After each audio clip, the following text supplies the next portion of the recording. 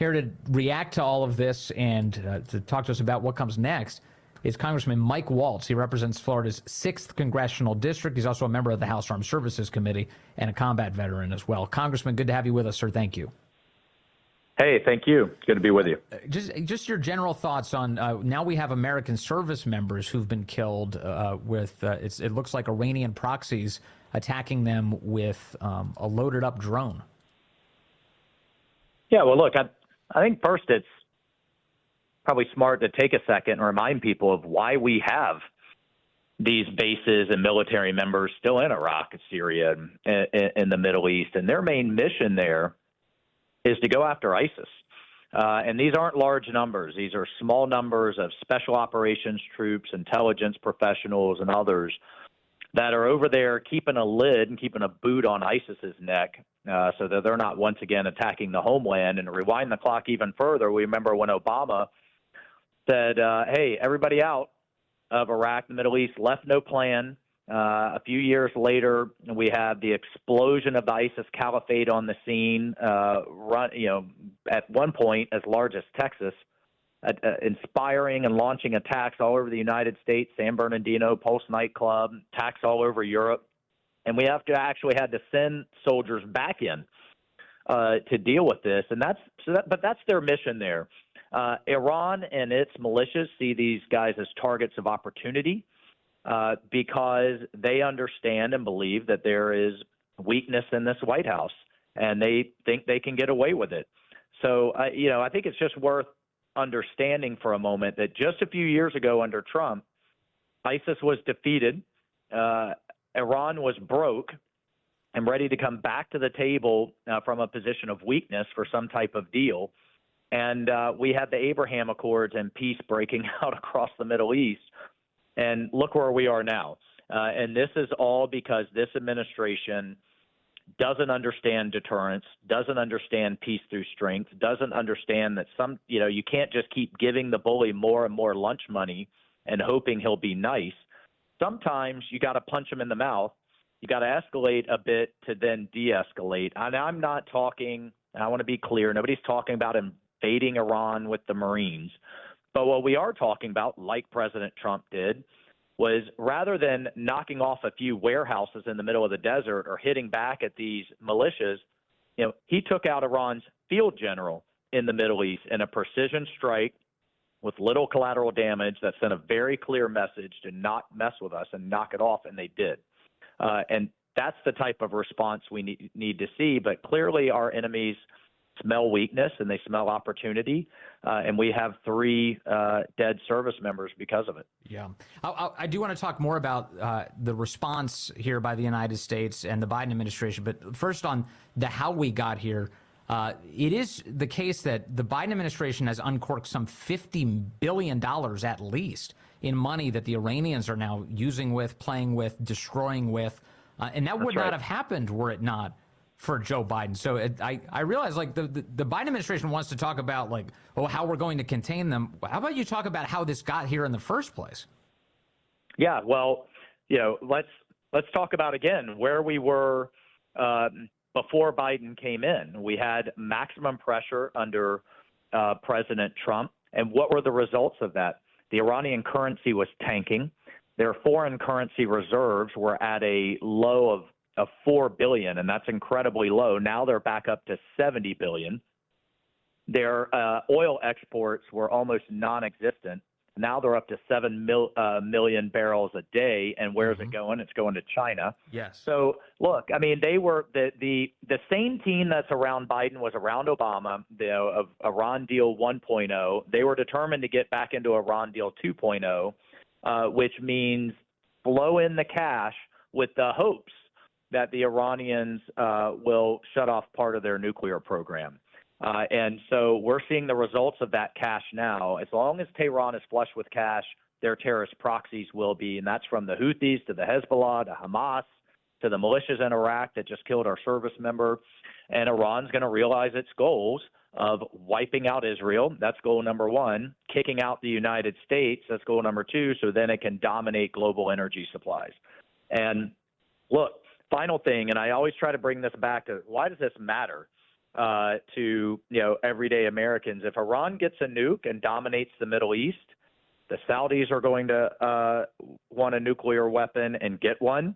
The Emiratis, the Turks, and others. We will have a nuclear arms race in the Middle East. And so this administration's Iran policy has clearly failed. And I hope and pray we see a realization of that. And I hope and pray we can restore deterrence in the Middle East sometime soon. So it's this pattern of failure that has me worried about what comes next. So you're talking about how we respond to Iran. We should strike meaningful targets to send a message. But my concern with all of this is that I can't trust Joe Biden to take the next step in a deliberative and constructive way. Because as you mentioned, China is now importing 10% of all of its crude oil from Iran. Iran exports 90% of its crude oil to China. And that energy dependency means that China, which is already meddling in Iran in a big way, has a lot of interest in what happens in that region. And do you trust Joe Biden to navigate, a military assault on perhaps Iran, and then what comes next? How do we avoid a world war while making sure that that we don't let these soldiers die in vain? Well, number one, I don't believe Joe Biden is truly calling the shots. It's the people around him, and I'll just again remind everyone it's the same team that yanked us out of Iraq with no plan, had to send us back in to deal with the ISIS caliphate, got us into the Iran deal in the first place, which only dealt with a very narrow part of their nuclear program, didn't deal with missiles, didn't deal with terrorism, didn't deal with weaponization, didn't deal with hostage taking, just gave $6 billion in fungible money that freed up $6 billion from the Iranian regime, and they're bringing in $30 billion a year now in oil exports. Yes. And by the way, another reason that Xi Jinping is smiling is all of these ships and assets that were now surging into the Middle East and in the Mediterranean are coming from somewhere. They're coming from the Indo-Pacific, Exactly. or they're not home resting, refitting, and doing the maintenance necessary to be ready to go when called upon. So there's all kinds of opportunity costs around the world, not to mention what's in the Middle East. And, oh, by the way, we now have the Iraqi government, which has essentially been completely subsumed by Iran, calling to kick out our forces. And again, that's going to have a spillover effect in terms of our ability to deal with resurgent ISIS. We still have 40,000 ISIS members and their families in prison camps in eastern Syria, and that could explode back on the scene. So this is incredibly serious. And, just in the meantime, my heart goes out to the families of these fallen and of the 2 Navy SEALs that we lost the prior week. Yes, that's exactly right. Trying to board a ship to intercept weapons that the Houthis were transferring. It is a very fraught moment out there. And I just go back to the point that I'm having a lot of trouble trusting both Joe Biden, as you mentioned, also the people around him. They lied to us. The Pentagon just got done lying to us about the status of Lloyd Austin, the defense secretary, and the fact that he wasn't even available. He was hospitalized and nobody told the public about it. This is a very dishonest outfit that we are now entrusting with some of the biggest decisions of our lifetimes. Well, we're calling him to the carpet to explain, how that happened in the coming weeks. Because, oh, by the way, what were the effects on our nuclear command and control? There was a drone strike on a militia leader while he was hospitalized, and his deputy was unaware. I plan to ask him, under the Uniform Code of Military Justice, any commanding officer that doesn't inform their superior and doesn't inform their deputy to take over their duties, that they're gone for a week, would be fired. So is he going to hold himself to the same standard that he holds the rest of the military? Okay. And Congressman, from your position, your perch in Congress, and certainly in terms of navigating how the next best step here, I did see there are some senators over the weekend that said it is time to strike Tehran, Lindsey Graham, John Cornyn among them. Do you think that that's an appropriate step, that the United States launch strikes on Iran proper, or is there something in between? Well, with all respect to those senators, I think there are a number of steps up the escalation ladder in between. There are Iranian operatives running all over, including Soleimani's successor in the IRGC and the Quds Force that are in Iraq, that are in Syria, that are in Lebanon.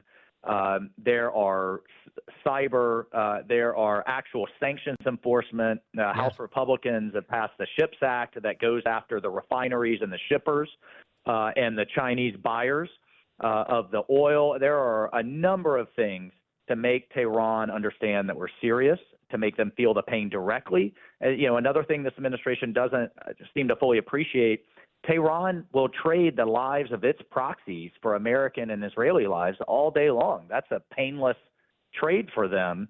And so what I hope we don't see in the coming days are more pinprick attacks on empty warehouses in the middle of the desert so that the administration can check the box and say they did something. That we need to have a serious response that gets Tehran's attention, that makes them understand we mean business. But there's a lot of room between where we are now, which is feckless, and hitting Tehran proper. All right. Congressman Mike Waltz, representing Florida's 6th Congressional District, also on the House Armed Services Committee. Sir, thank you for your time as always. Really appreciate that.